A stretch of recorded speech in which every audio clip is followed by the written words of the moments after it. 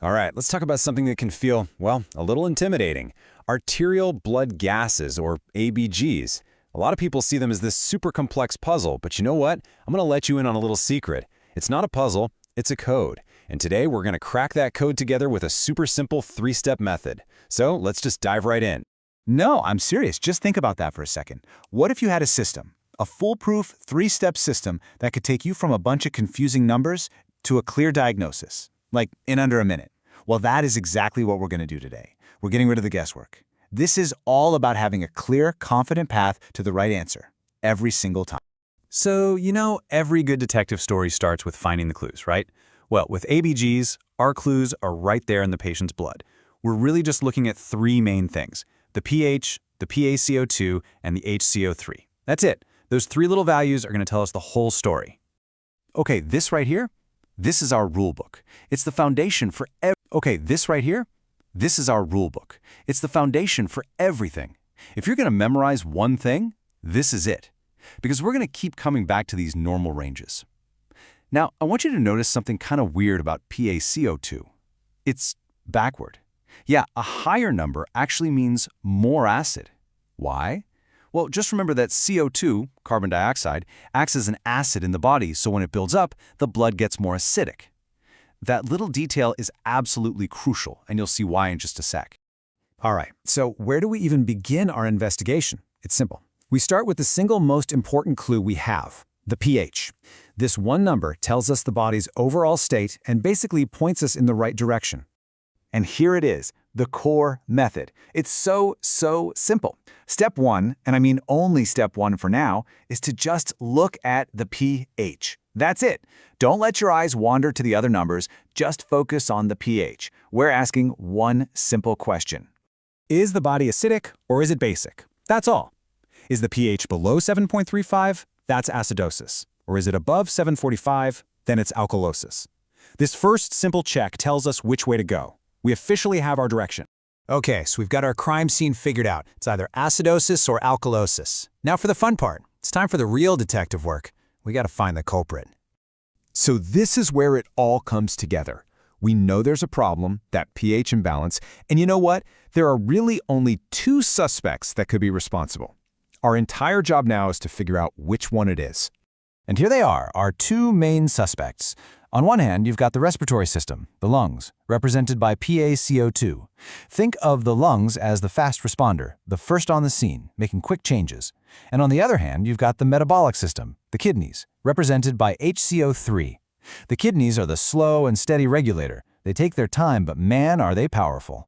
So the big question is, how do we know which system is to blame? How do we match the pH problem to the right culprit?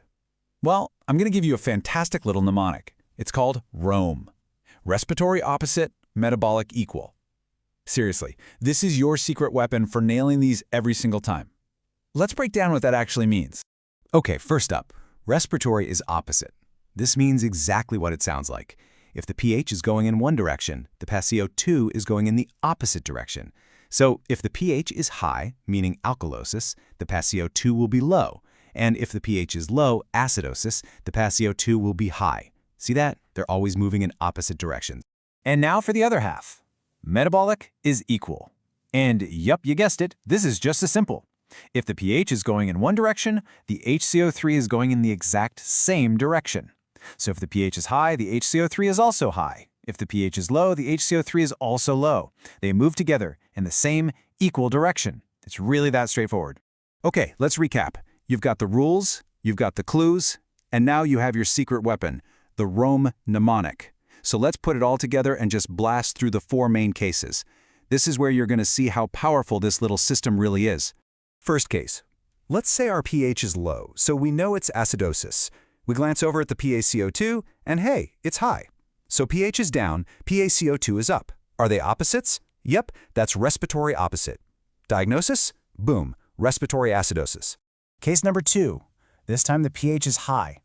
So it's alkalosis. The PaCO₂ is low. Let's check. pH is up, PaCO₂ is down. Are they moving opposite? You bet they are. That is a textbook case of respiratory alkalosis. See how fast this is? All right, on to number 3. Our pH is low again, acidosis. We check PaCO₂, but it's normal, no match. So we check our other suspect, the HCO₃, and it's low too. So pH is down, HCO₃ is down, they're moving in the same direction. That's metabolic equal. Diagnosis: metabolic acidosis. Simple. And our last one. The pH is high, alkalosis. We check the HCO₃ and it's also high. Both are going up, moving in the same equal direction. There's only one thing that can be: metabolic alkalosis. And just like that, you've solved all 4 of the main disorders. Easy, right? But wait, just when you think you've got it all figured out, there's a plot twist. See, the body is incredibly smart. When one system, say the lungs, causes a problem, the other system, the kidneys, doesn't just sit there. It tries to step in and help out.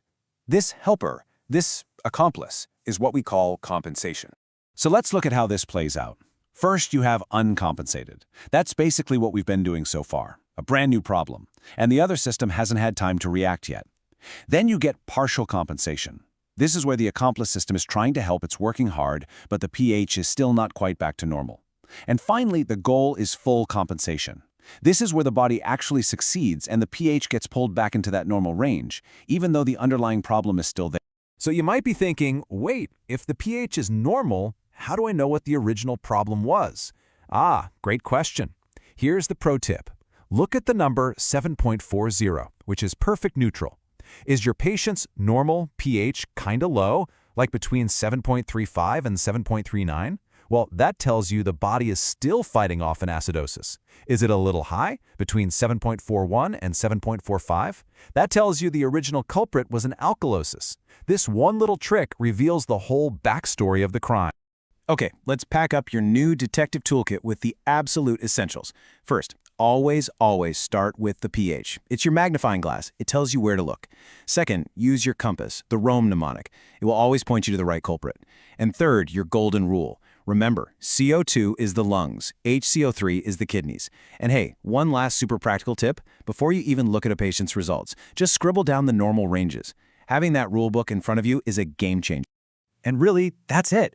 We've taken what feels like a complicated puzzle and turned it into a simple, repeatable, 3-step method.